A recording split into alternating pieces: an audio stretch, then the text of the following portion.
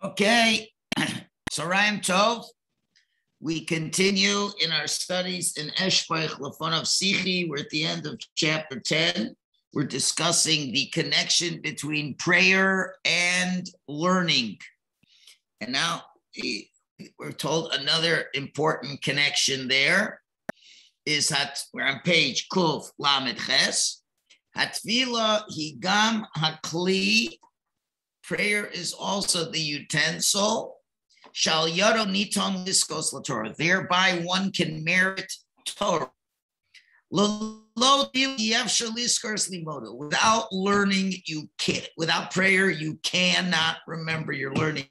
As the Gemara Megillah says, La'ukme girsa. If you want to be able to establish your learning, siyata dishma, you need divine help.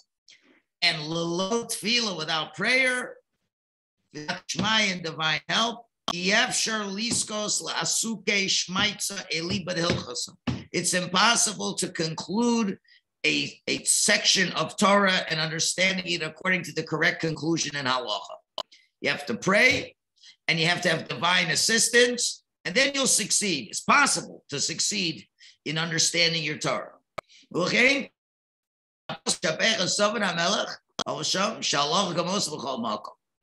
And when the pasuk praises David that the law is like him in all places, it says in Sanhedrin which words in Tehillim express that? Hashem imo, and Hashem was with him. If you don't have Hashem with you, ain't halacha gamos. Halacha is not going to be like you. Lo daya b'kach sheDavid lo pasek puma megirsa. It wasn't enough that David never stopped having the lips of the words of Torah on his lips up until the very time that the Malach HaMavis couldn't even kill him because he didn't stop learning. Just being a masmid and continuing learning is still no guarantee you're going to know the halacha. You need that part that Hashem was with you. Obviously, you just can't pray to God and say, okay, Hashem, I'm going to do nothing. I'm going to pray to you. You're going to make me smart. I'm going to know it. That is never going to happen. You've got to put in a sustained and consistent effort. That's no question. But even with the sustained effort, there's no guarantees you're going to know anything and remember anything. You got to daven to Hashem that he will bless all your efforts, that you will know the halacha correctly and you will remember it. Final point. Also, if you want to merit to understand the Torah, it's impossible without thinking. The Gemara Nida says,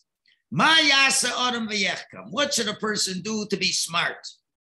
He said to them, increase your sitting learning and decrease your business. More then says, said to the Rabbi, Harbe also came to many did exactly what he said and they didn't succeed.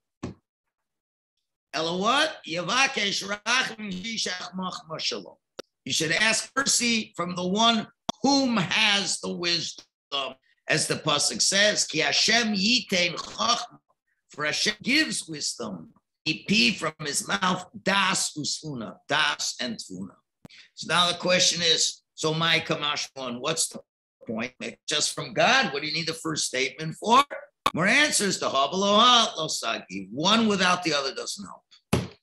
Learning without prayer is not going to help. Prayer without learning isn't going to help. In the Kabbalistic work, it says, anything you do not understand in Torah, cry and increase your tears. Or says and third, tears. Keep crying. If you don't understand your learning, keep crying. And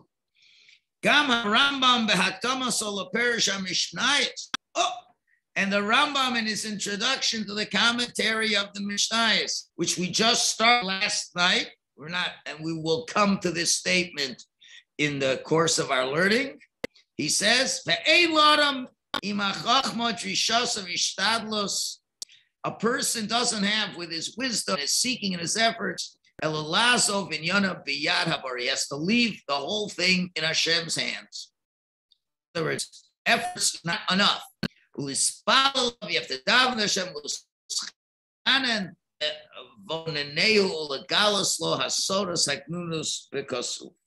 That Hashem, you have to pray, that Hashem will supplicate and will give blessing to your understanding and reveal the secrets that are hidden inside the text. As the Melech himself says, Gal einai v'abita, open up my eyes so I may gaze, and he flows the wonders mi Torah secha, from your Torah.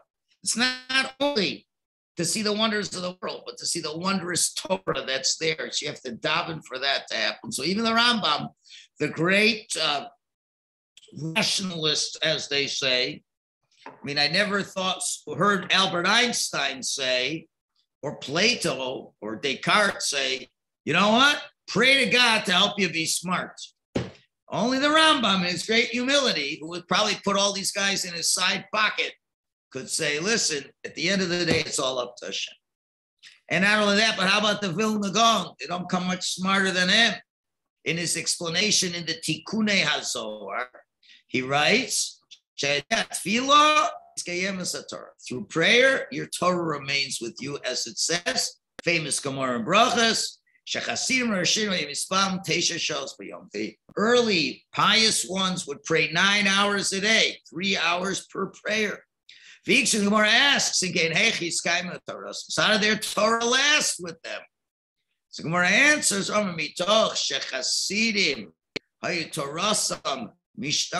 since they were Hasidim, their Torah was protected with them. The Jerusalem Talmud said, bracha nitenes b'tarasan. There was bracha given in their Torah. What does that mean? Since they prayed a long time, the Torah would be blessed. Would be protected inside of them. Meaning to say they got quality time out of their Torah learning. No time was wasted and much was remembered.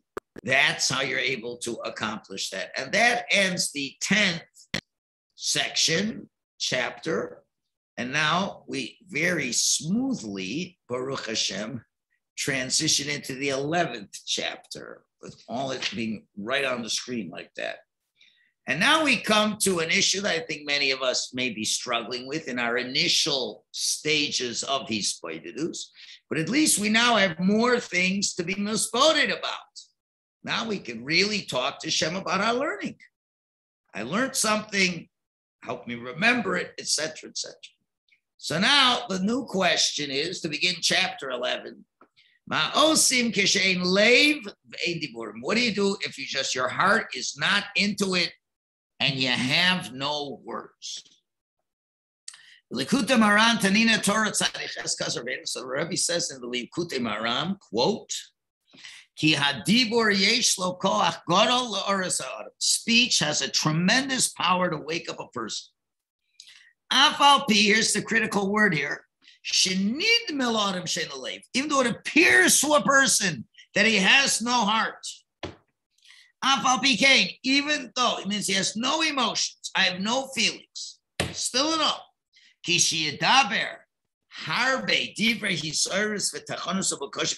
you speak a lot of words of arousing and supplications and requests,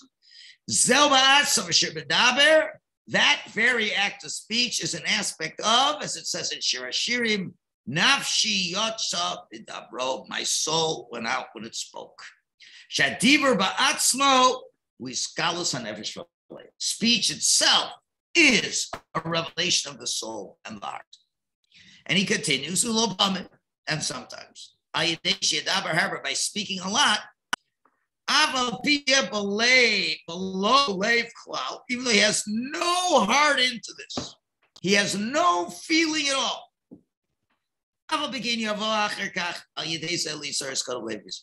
He still will have afterwards, through this, a great arousal with heart and soul. And the rule is, speech itself has a great power. Okay, so now he's going to analyze on one critical word over here. Yesh love, and let's try to understand what the Rebbe said over here. Madu Kasser Rabbeinu, quote, why did the Rebbe say,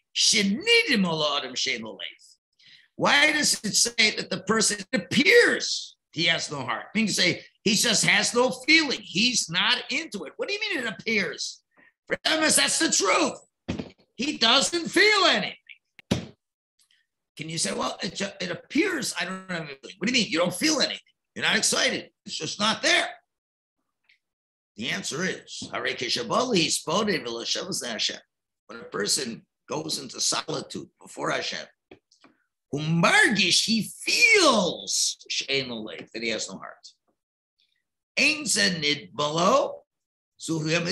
is part of the question. It's not it appears, it's the reality. It's part of the question. So how does the Rebbe explain this? Slave olav midameh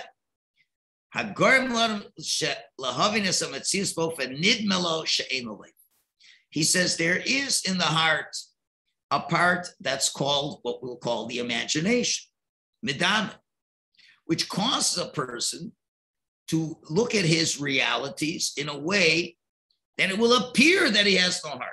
Klomar, meaning to say, the real truth is שבכל דבר אינו אלא כפי איכשהו מספריש בשכל אמיתי הנמשך לחלון מהחלק אשר בו מהנשמה שנת והשם כמו שכתוב ונשמס שקייט בני.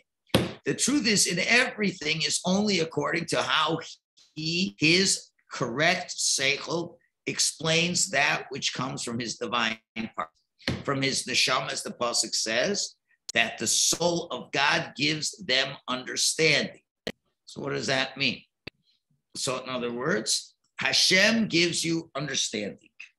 The truth is, Hashem gives you seichel amiti, things that come from your divine soul. It's there. It's for sure there. But l'umasos, but on the other hand, in contradistinction to that, yesh le midameh, but to the imagination, there's another totally different way of grasping reality. Again, the truth is you have a seichel amiti that comes from Hashem, but there's also an imagination, a false imagination that's part of your brain. And then it depends how you explain and interpret that which appears. As Rabbi says in another place, look at it,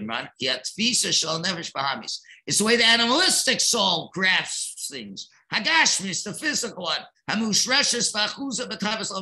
that's rooted and grabs into the lusts of this world.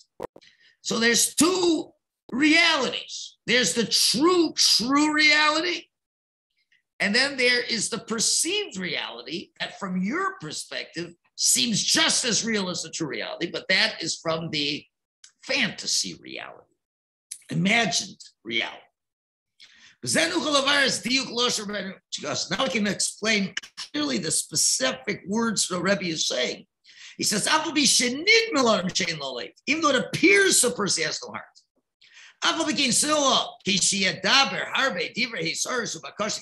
When a person speaks a lot of words of arousal and requests, the fact that he is speaking,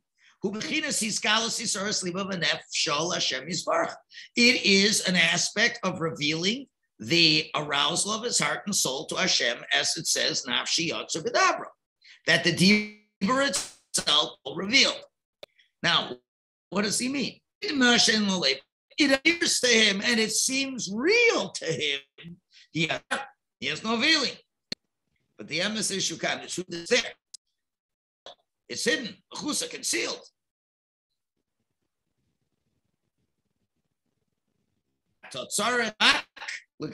You just have to reveal it. How do you reveal it? Through your speech. Speech is the expression of a human being. There's his root. He moves from that point. As it says, famous pasuk again, Hashem blew within his nostrils a soul, a living soul, and he became a living soul. And Onkelos explains the Ruach Mamal of a speaking spirit, which means when a person speaks actual words before Hashem, And Hashem's one who blew in the spirit. As Hadibur, and that word is Uman Dinafa, but the one who blows from himself. Hashem blew from himself into us. Hashem when Hashem blew in the soul, as Hadibur, the speech, so Hashem blew it in from his divine part. From the soul of the spirit of his nostrils. So that is directly coming from Hashem. Speech is directly from Hashem, and that's the godly aspect within you. That's you have it there. The fact that you can speak is clear proof positive. There's a holy soul there. Speech is a part of your soul, from your divine soul. When a person speaks to Hashem, by the fact he takes it out, he reveals the parts of his soul. As omek to the Yos Libo, the depths of the inner part of his soul, that's concealed, and it's completely concealed by what things appear to be like, but which are not true. So it's like, you've got the animalistic way of looking at things, and that creates this illusion. Oh, but the illusion seems so real. It's so real. I have no feelings for Hashem. Yeah, because your Yetzer Hara doesn't want you to have any feelings to Hashem. And you believe those silly fantasies. You have no connection to Hashem. There's only one way to fight it. Kishiadaber, harbe, divrei. When you speak many words of arousal and supplication, then you'll see that the closed heart was only an imagination. Because the truth is, we all have a warm heart full of arousal. It's concealed, it is covered. So therefore, if you think you have no feelings, you just gotta talk. Kufman Beis. Hashem, sit before Hashem, speak a lot, even if it's without any hearts. Believe without any feelings. Keep going. Until you'll see that your heart reveals, it arouses and opens up. Until you merit to fulfill the pasuk, nafshi yatsa bidvaro, my soul exits with its speech. In a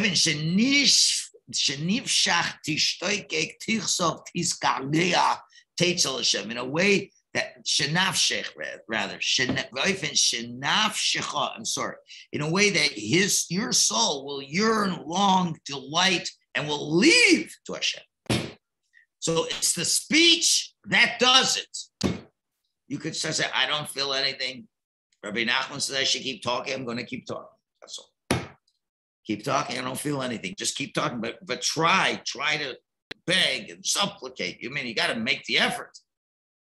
Not only that, if you don't feel anything, as the Rabbi says, even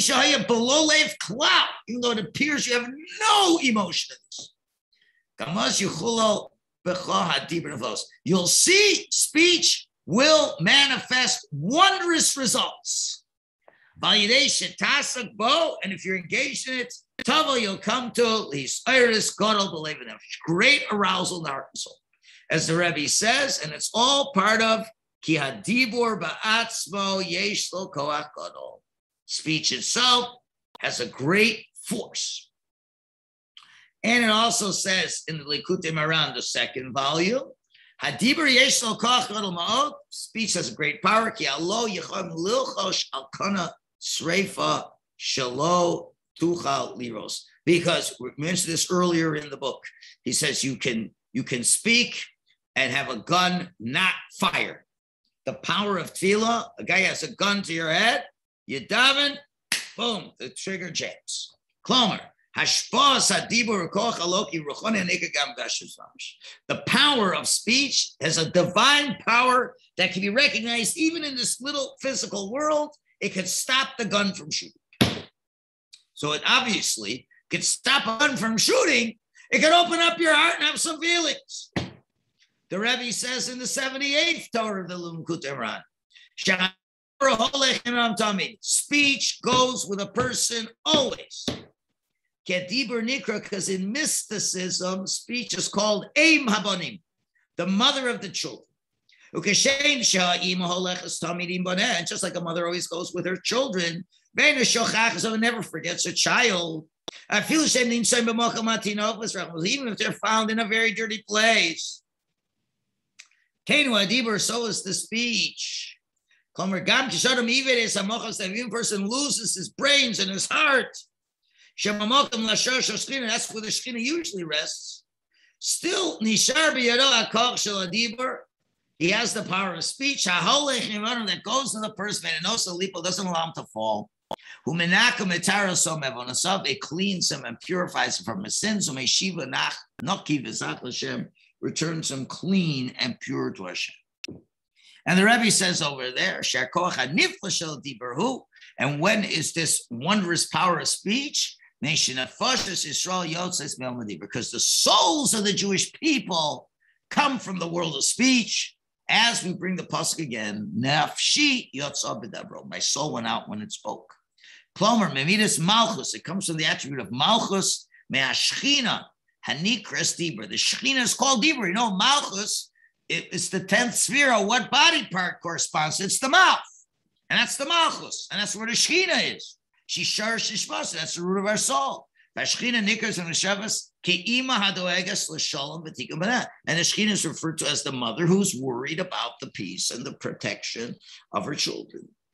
And in the Likutei Tfilos, Rabbi Nosson tells us a tefillah along those lines. Ve'eska, what's the prayer? What are you davening for? Ve'eska l'daber tami diburim kedosha b'chol yomim. Let me merit to consistently speak holy words every day. I should merit to confess words before you every day. I should merit to increase my HISBODEDUS every day.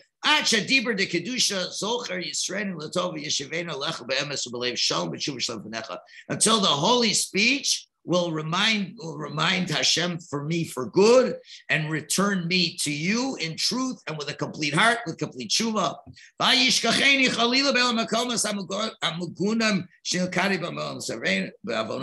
And don't forget me, God forbid, God, in these disgusting places that I've been trapped in this world.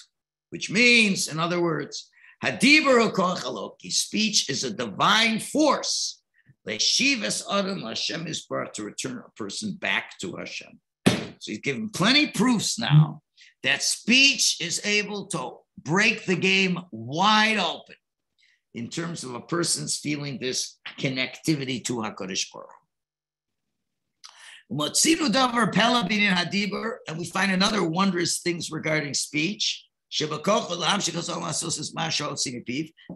enables to draw the person to do what he brings out of his mouth. For the Gemara asks, Madua Yehu, Shayu Melech Kosher V'Tzadik. Yehu was one of the kings who was a real good tzaddik of Israel. And yet still what happens? Nichshel b'avodah zarah. He stumbled in avodah zarah. Whereas how was that able to happen?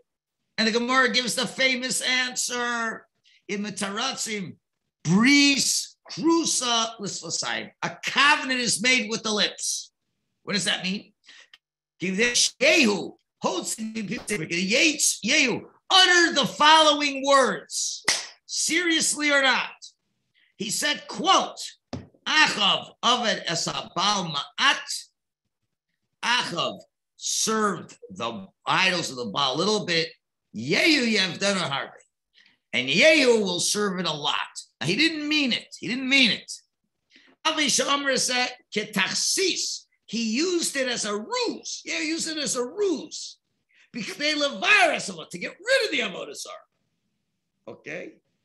And why did he do that? Because he wanted to fake it and think that he's on their side.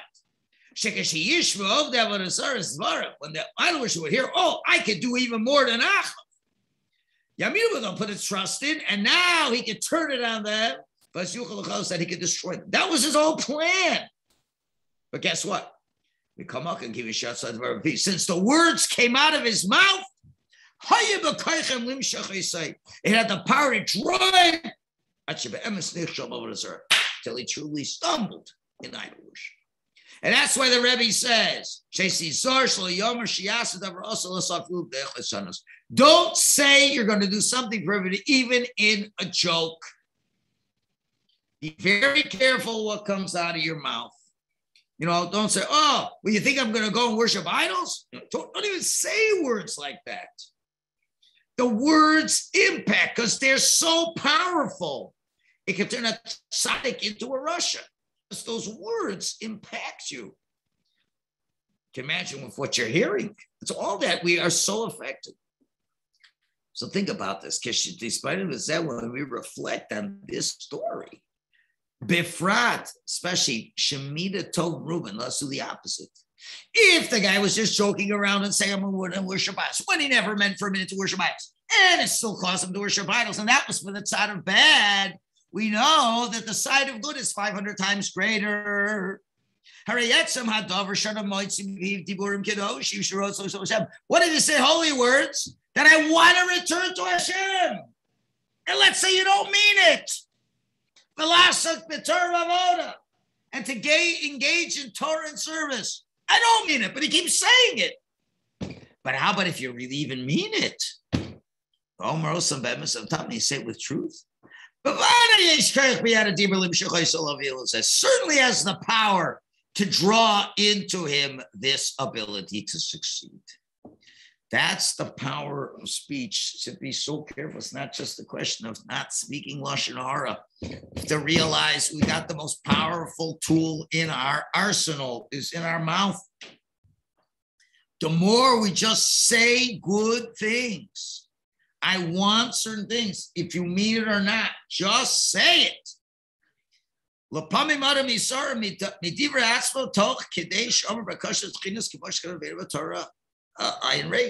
Just and sometimes a person can arouse himself through the prayers, as the Rebbe says in another Torah. He says, quote, just like a person can arouse a friend of his, I can inspire somebody else. For example, you see another person, he's praying his heart out with a broken heart. It can affect the people who are looking. And the friend gets aroused from that. Guess what? Gam, moving to the next page. Gam came similarly. But if you get aroused from your friend and you look at yourself, you can be aroused yourself. So when your friend is aroused and someone's looking at you, he can get aroused. Now, similarly, the person himself, he can get aroused from himself, on and of himself. Which just like if I look at you and I see you're praying like crazy, that could influence me, that could inspire me. Well, can't a person inspire himself? He gets inspired from his own words.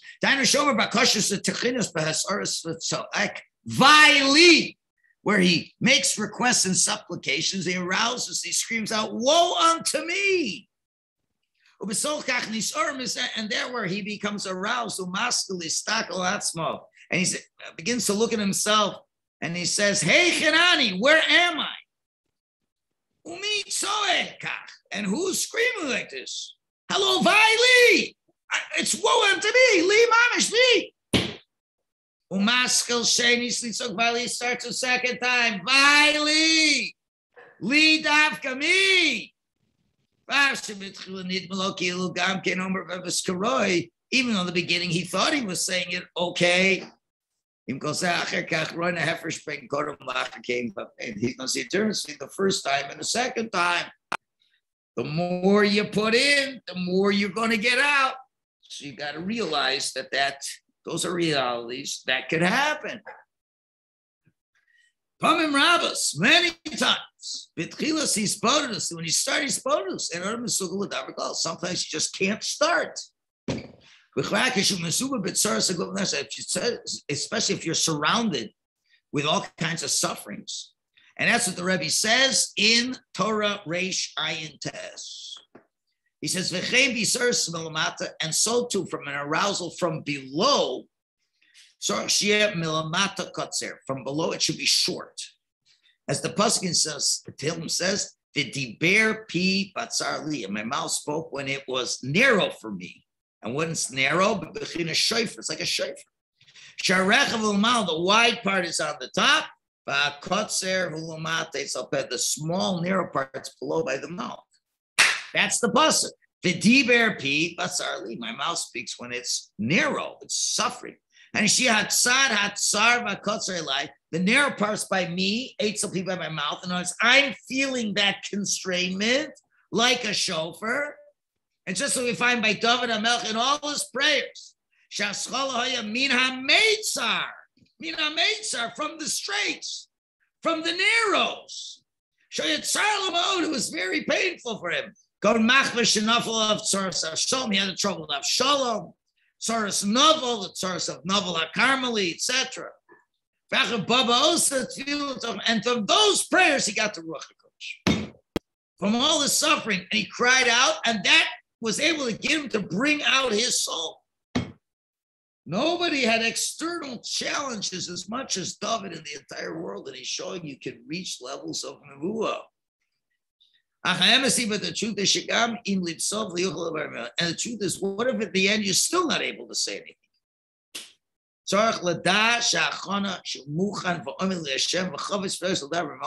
The fact that you're preparing yourself, you're ready, you're standing, you want to, you're yearning to speak. Absolutely, even you can't speak. The Rebbe says that's also very good. Because of some, and he said there, and for that alone, you should pray, that you should merit to be able to speak before Hashem. So that's what the tzaddik is telling us. Number one, you're not in the mood, say it anyway. Speech will impact. And if after all of a sudden you still can't get anything out of your mouth, the fact that you want to say something is also valuable. And you should just daven, you could just say to Hashem, Hashem, help me say something. That you could say. I have nothing to say to you, Hashem. I have no feelings to share. And I'm trying and I've done to say. Just say that. Hashem, I want to be able to speak to you. I want to be able to say what's in my heart, and it's not coming. Help me make it come. And just say that 50 times. But there really is no shortage of all these things. Okay, we'll stop it over here. Let's start for the new week. We'll continue this topic of Mitzvah Hashem tomorrow. Thank you, Rabbi.